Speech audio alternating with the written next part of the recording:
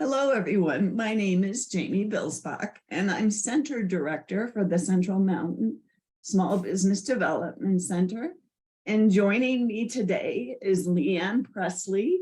I always think she's our marketing guru. She's done marketing and business strategy for over 25 years. We're also lucky enough to have Leanne as a consultant, and she's the founder of Stitchcraft Marketing. We're just starting our Marketing Power Hour series again. So you're here today at noon to talk about mobile transactions and QR codes. And then on October 4th, we'll be discussing how to develop a one-page marketing plan, which I'm actually anxious to hear about as well. So now I'm going to pass it over to Leanne. And again, thank you for joining us. All right. Thanks, Jamie. I love that you are always my most enthusiastic fan on all these presentations. I really appreciate that. Well, welcome everybody. As Jamie said, this is our kickoff session for our new season for Marketing Power Hour. And today we're going to be talking about mobile transactions and QR codes. It's probably going to be a little shorter than some of the other power hours that you've seen last year or in the past. We'll probably go for about 35 minutes, maybe shorter, maybe longer, depending on if we've got questions or comments. And as Jamie said, if you do have a question, you can either raise your hand or you can put it in the chat and she'll monitor those for us as we go along.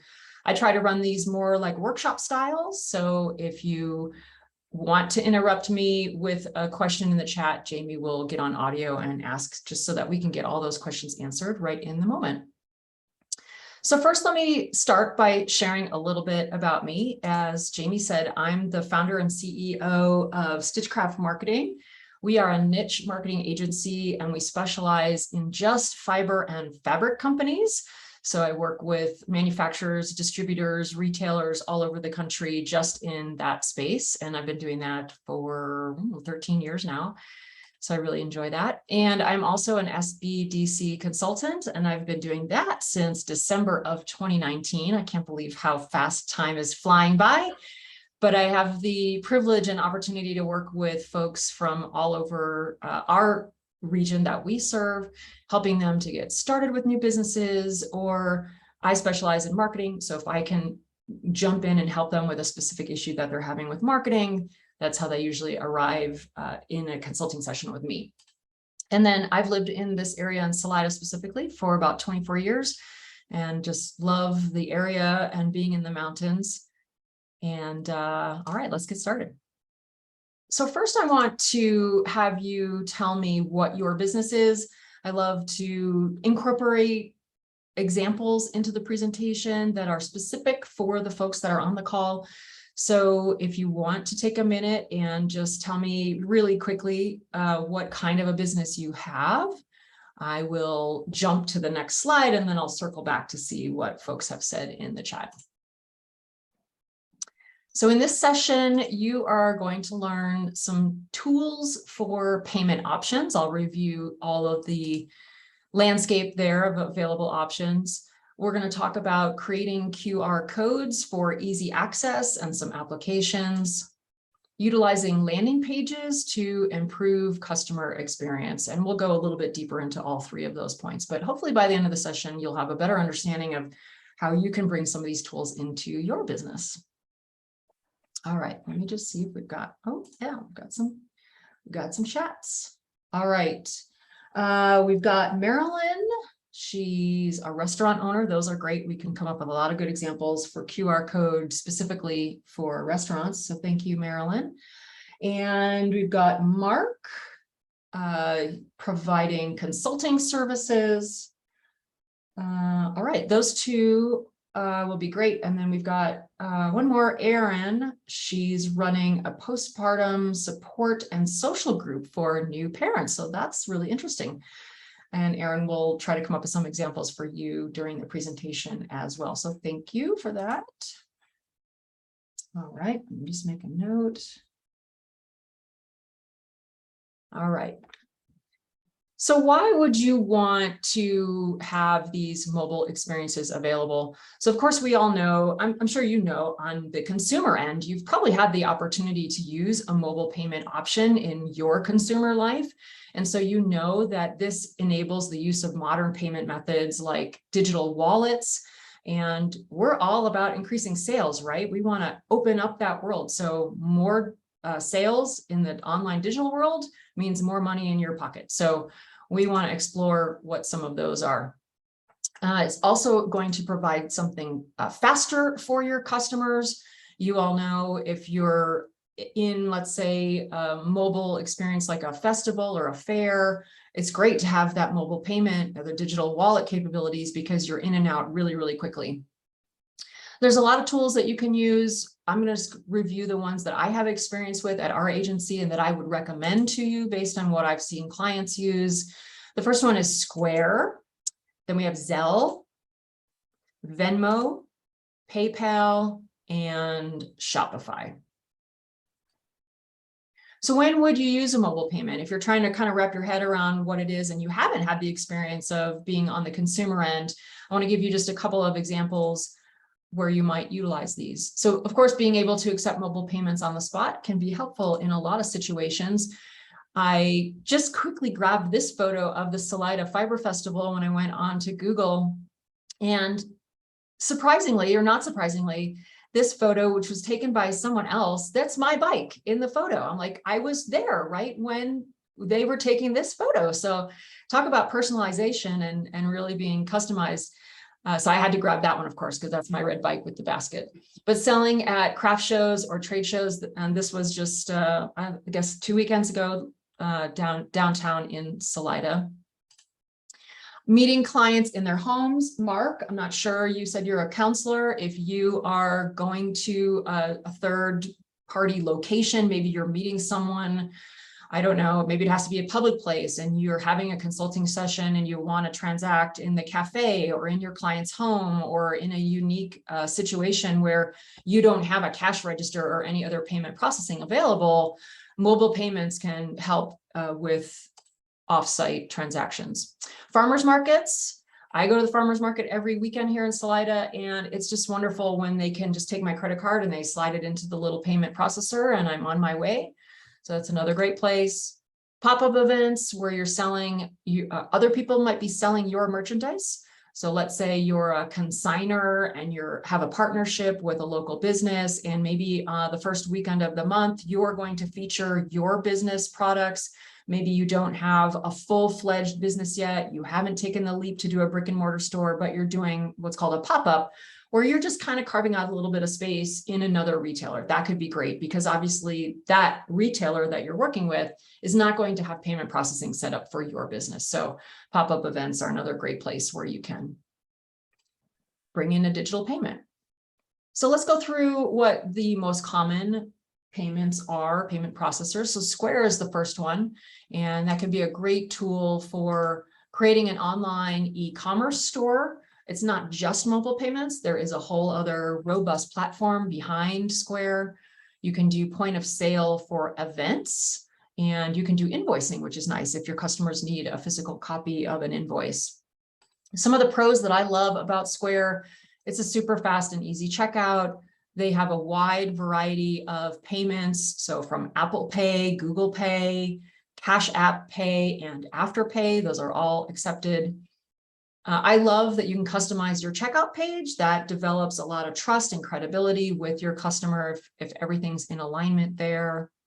And you can share it easily with payment links, with buy buttons or QR codes, which we're going to talk about later in the presentation. And more importantly, your customers do not need a Square account to pay. They just show up on site with their credit card. And if you've got Square and you've got this all set up, it's super easy for them to give you their credit card and you can scan that right on site. So you're probably wondering what the little doohickey is in the photos. I thought I'd give you a bigger photo of what that is. They have a lot of different products at Square. This is called a scanner that plugs into your phone, and it has a contactless chip reader at a checkout terminal. You can see examples of that here. So it depends on what you set up with Square as to what kind of a little, I said doohickey, so let's stick with that. The little doohickey that you're going to be using to process your payments. And I want you to be aware of fees. You would be smart to shop around and see what different processors have in terms of fees. Square is going to be 2.6% plus 10 cents per transaction.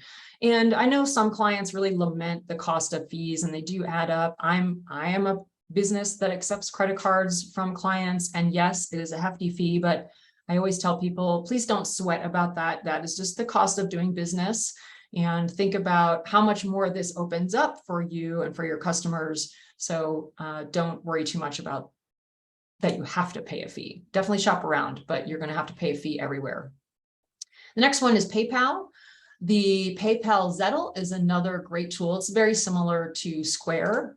And like Square, you can also have an online e-commerce store. You can use it for point of sale at events. You can also do invoicing, and you can also do inventory management. So that's a nice little extra feature that PayPal offers. They also accept all major credit cards, and they also have the option to manually enter in a customer's card or use the scanning options. While I was at the Salida Fiber Festival and I was buying yarn, my card wasn't scanning through the scanner very well. And this vendor was using PayPal, and she was able to manually enter that in. So it's just kind of a backup in case the scanning or the chip readers fail, for you to be able to add that number in manually. They also have an option for offering gift cards, which is nice.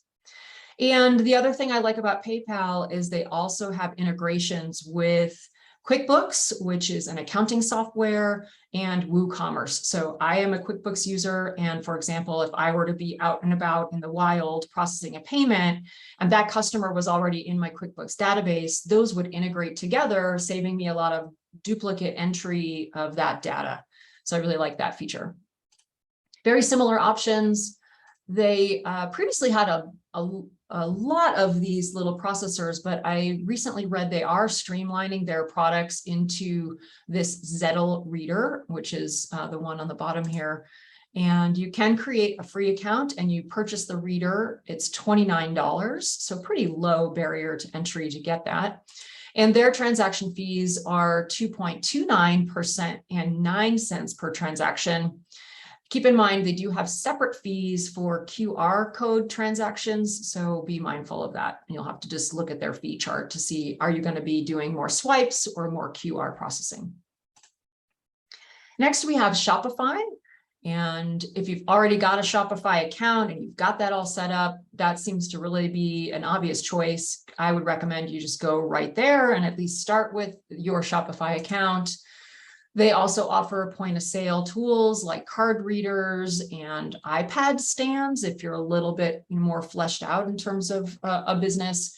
I did see a vendor at the festival that had an iPad stand like this, and she just packs it up and takes it from place to place. So it's a little bit more of a convenient setup than just a little small reader. So Shopify does offer that.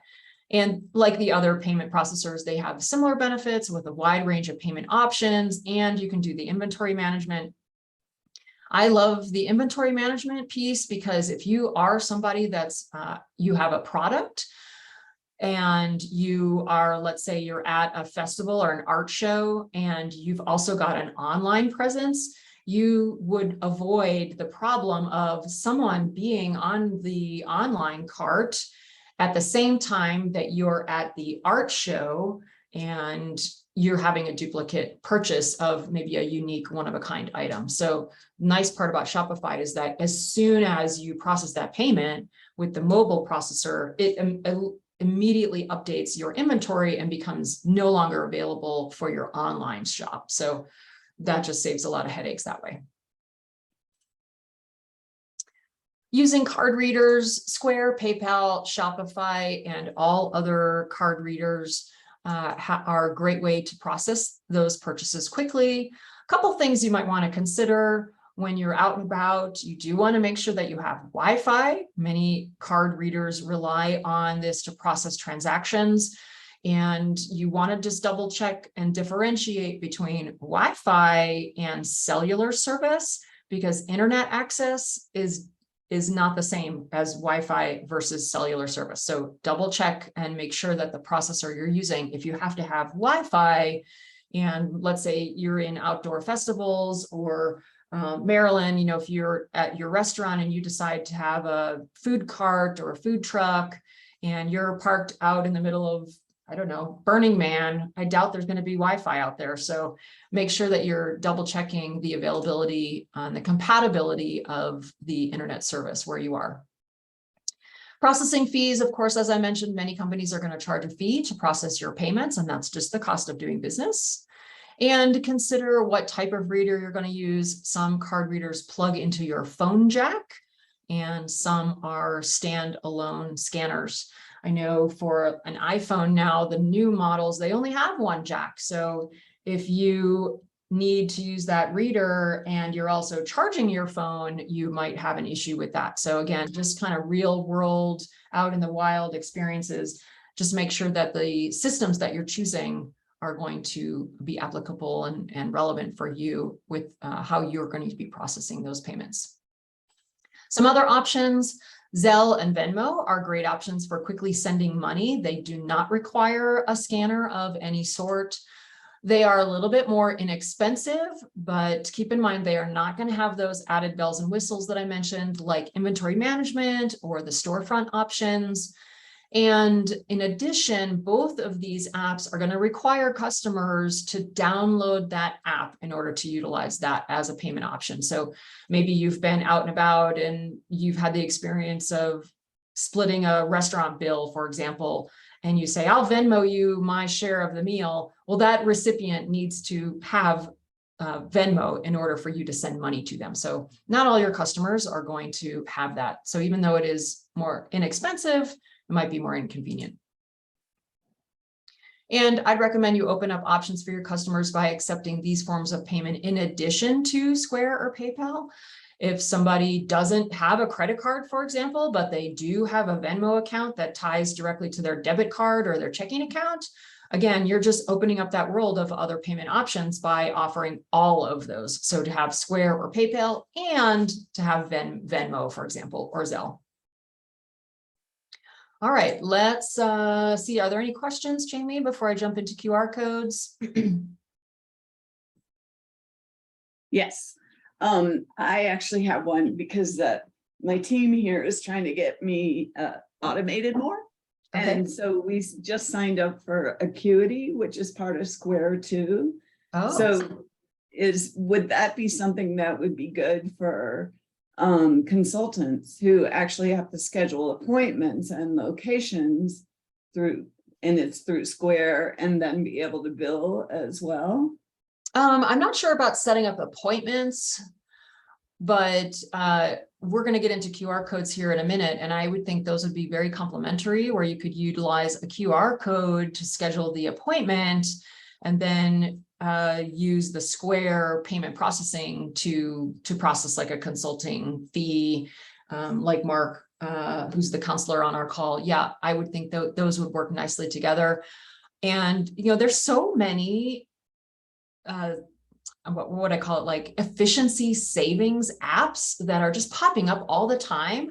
And you just never know like what integrates, if something is on Zapier, for example, which is a task saving platform, or if then this, that, there's a lot of ways that you can really optimize a lot of those efficiencies. I haven't looked into them exactly for Acuity, but yeah, I would think the combination of a QR code and the payment processor might get you there. Thank you. Yeah. All right. So next we're going to talk about QR codes. QR codes are a great way to assist customers in accessing your online store. A QR code is a scannable barcode that directs customers to a site or a landing page. I'm sure you've all seen them out in your consumer life, and they're easily scanned by using the camera mode on a smartphone. Super simple to use. You just hold up your phone like this image here in the graphic, and at least on my iPhone, it will automatically find where the edges of the QR code are, and it provides me an instant link. I don't have to open an app. I don't really have to do anything other than just scan the QR code. So it makes it super easy and convenient to provide your consumers with more information. And you can create a QR code by using what we call a QR code generator and pasting in your web address. These are a few that we use and recommend. If you were to just type in QR code generator in your Google search bar, these would come up as 1, 2, and 3 most likely. And QR code generator, QR code monkey, and the beacon stack.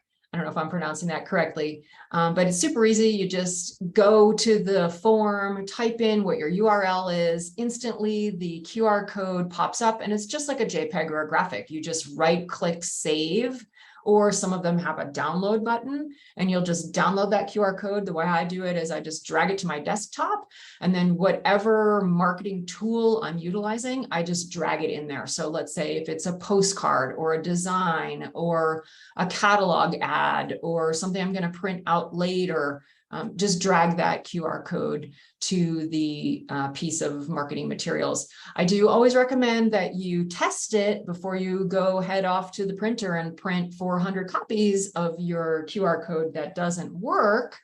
Not speaking from experience there, but you do want to make sure that you're testing those QR codes. And these sites are highly reliable and super easy to use.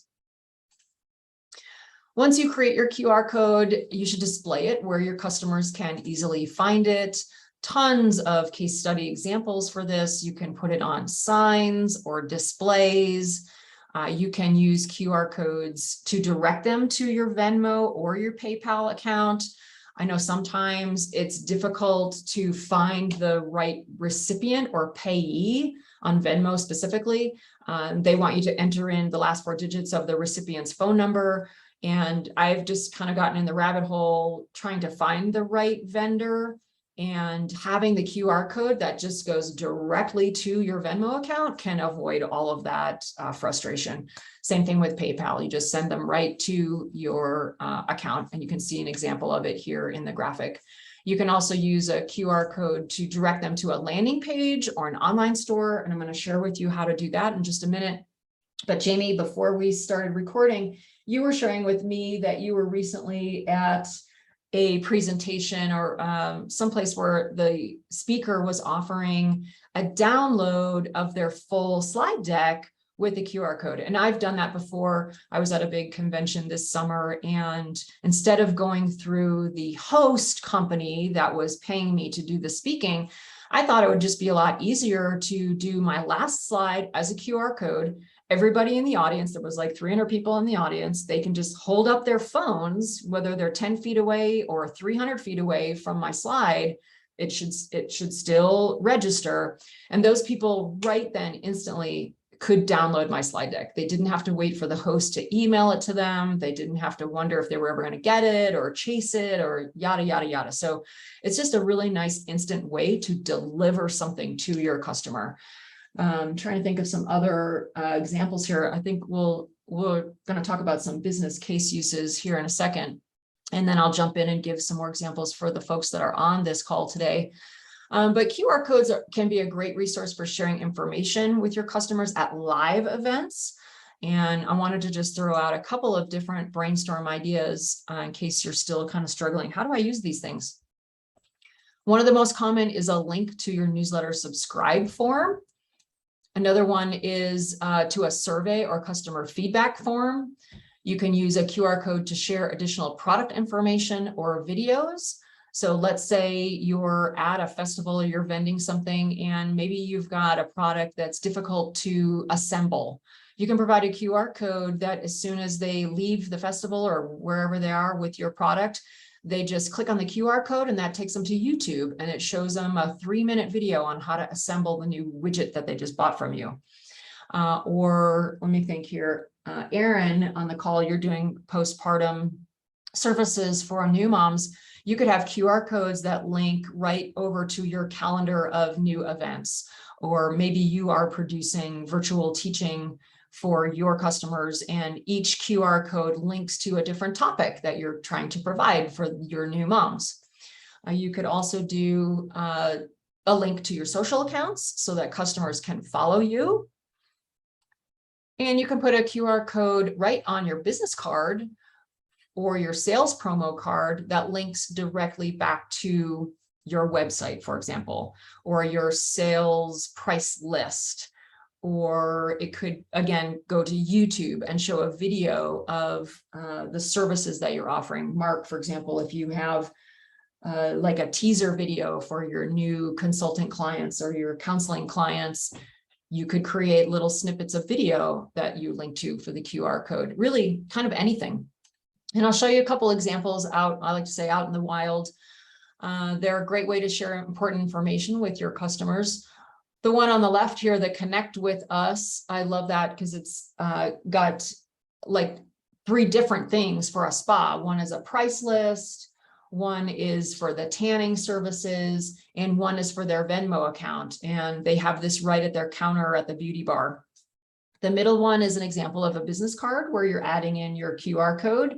And I don't know what that links to, but like I just mentioned, there's a variety of different types of content you can put on the other end of that QR code. And then the third example is what we were just talking about with linking your customer directly to the scan to pay methods.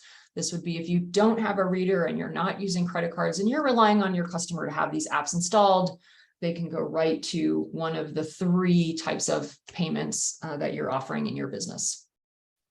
All right, any questions about QR codes? I have a question because I was wondering about this. How by having 3 across or several, it discerns because of the boxes? Yeah. Okay. Each QR code is going to be a separate graphic. So when you hold your phone over that QR code, it's going to just take you to like the top one. It looks like it's a direct payment to her. The second one is for Venmo. The third one is for PayPal. So when you hold it over with your phone, let's say you want to pay by Venmo, the QR code activates. And in my phone, at least, it takes me directly to the Venmo app on my phone, and it brings up that vendor. So immediately I know the correct person to pay because I got there using that QR code. This is really cool. It is cool. Another thing to think about is if you have a product that you want to tell more of a story, or you want to give your customers a behind the scenes view, a QR code is a great way to put that on your product tag. We know that there's not a lot of real estate on a product tag, let's say a clothing tag or a sticker on the back of a very small product. A QR code is a great way to take them to a 10-minute video on how that product was made, or a behind the scenes showing manufacturing, fair trade manufacturing is something really important to you and your brand. And that's part of the story that you tell to sell your product. Use a QR code to take your customers to that part of your storytelling and give it to them right there. I've seen that a lot lately, is just right on the tag. And you don't even always have to say what it is. I feel like it's kind of fun sometimes to have a mystery, like I'm not sure what the QR code is going to be. So I just scan them. I'm like, all right, let's see where it takes me. And I'm usually delighted. And we're always talking about how can we delight our customers more in this new marketing paradigm where you've got to have engagement and you've got to bring your customers into the fold. Delighting them with something like a QR code is another just great idea. All right, lastly, I wanted to cover some landing pages, because for us, landing pages and the QR code kind of go hand in hand. A landing page is a standalone web page created specifically for a marketing or advertising campaign. Creating a landing page helps limit the amount of clicks that your customer has to make to get to the right place. And this makes your customer experience more enjoyable and the checkout process a lot more efficient. You guys all have had the experience, I'm sure, of you're clicking on a link, for example. Let's say you're on a Facebook post and you're reading about a really fantastic product. Let's say Marilyn, I'm going to pick on you. Let's say Marilyn says in her Facebook post, come on by for today's specials. We've got a wonderful pulled pork sandwich and it's only available for a couple days.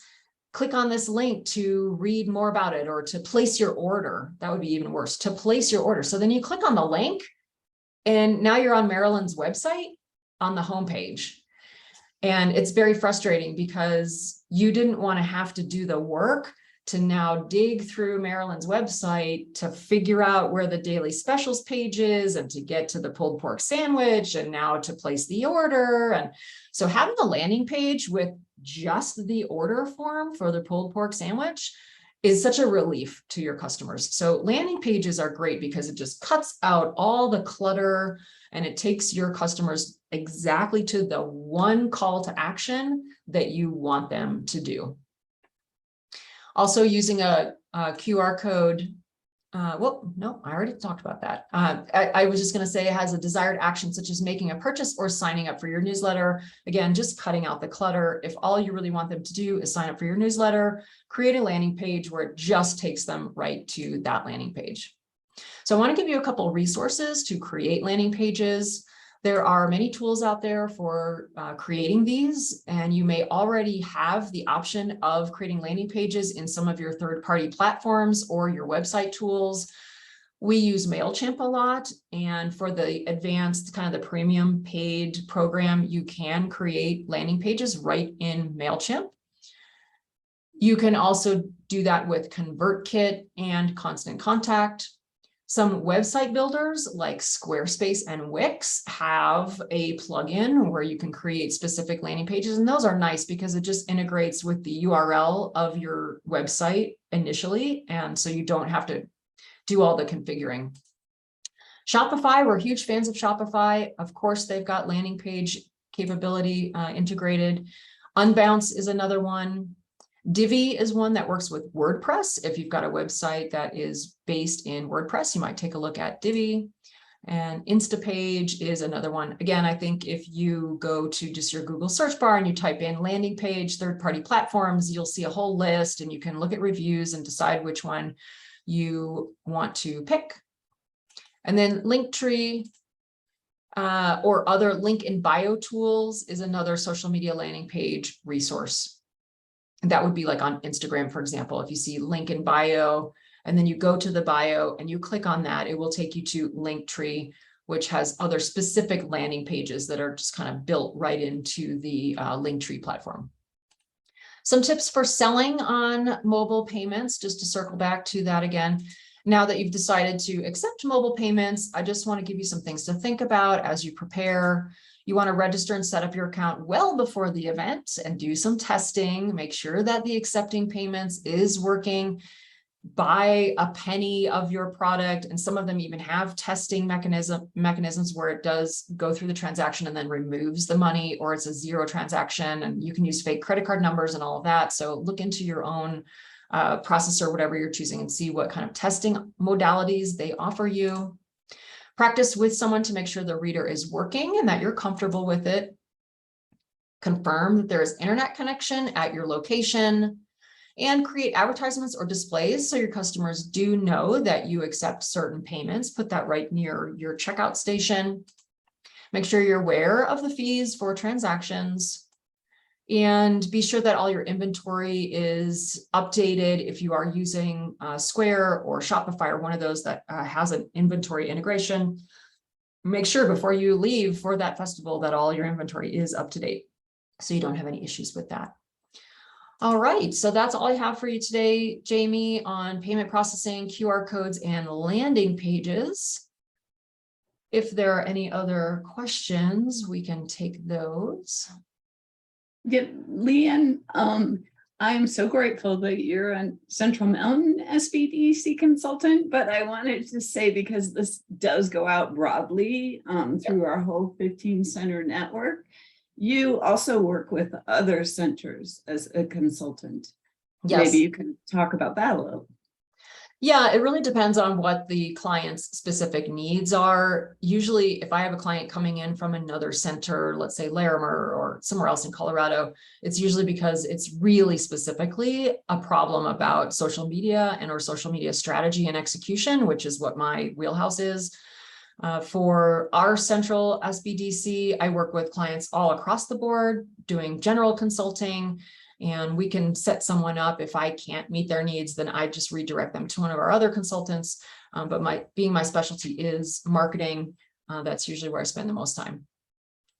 And when you see a session like today, if there's challenges, problems, they can reach out to you through our network or directly, or how do you like that to unfold? Either way, I'll give you my contact information here. You can email me at my email address, leanne@stitchcraftmarketing.com. If you are interested in SBDC consultant, just put that in the subject line and I will work to set you up with an appointment. We do have a process where we go through a little database that we utilize. So you can come directly through me, or you can go to our website, which I'll share on the next slide, information how you can access that to self-schedule yourself for consulting. Thank you. Yeah, I'll let you introduce this page. Okay, and in wrapping up, I just want you to know that you can reach out to us at the Central Mountain SBDC through our website, centralsbdc.org. We cover Chaffee, Lake, and Park counties, who are also our hosts. And we're funded through the SBA, so federal government, as well as America's SBDC, and statewide through the Office of Economic Development and International Trade, which allows us to offer no-cost confidential consulting. And we use local consultants as well as access to statewide experts. We also offer free or low-cost training, and we help you with access to capital via tools and resources. If you are in the Central Mountain region, we encourage you to join the platform that allows you to engage with other like-minded small businesses, nonprofits, entrepreneurs, as well as resources. And next slide. And as I mentioned, we're part of 15 centers strong. Ours is actually the smallest center with just the 3 counties in the middle of the state. But as you can see, there's 15 other centers that you can reach out to get support. And that's an easy address, just coloradosbdc.org. And Leanne, you made me realize I need to have QR codes on these slides. Yeah, I mean, when you're in a digital environment, you know, a URL code, like you've got here, centralsbdc.org with a hyperlink. I think in a digital environment on a website, most people recognize that as it linking to somewhere else. So you don't necessarily need a QR code in a digital environment. It's more for a manual or a paper environment. So I think regular URL links are fine for that.